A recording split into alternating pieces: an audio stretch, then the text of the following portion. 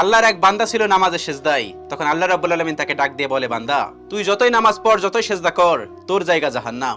এই কথা শুনে বান্দাটি বলল, আলহামদুলিল্লাহ। আল্লাহ তখন বলে, এই বান্দা, জাহান্নামের কথা শুনে কেউ আলহামদুলিল্লাহ কয়? বান্দা তখন বলে, আল্লাহ, জাহান্নামের মালিকও তুমি, জান্নাতের মালিকও তুমি। তুমি আল্লাহ খুশি হয়ে যদি আমাকে জাহান্নামও দাও, তাও আমার আপত্তি করার কোনো অধিকার নেই।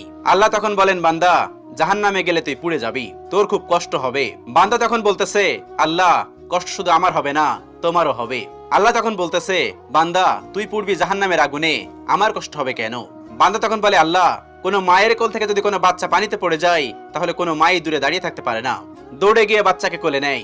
আমার বিশ্বাস ওই মায়ের চেয়ে কোটি কোটি গুণ দয়া তোমার বেশি। আমাকে জাহান্নাম দিলে তুমিও আল্লাহ শান্তি পাবে না।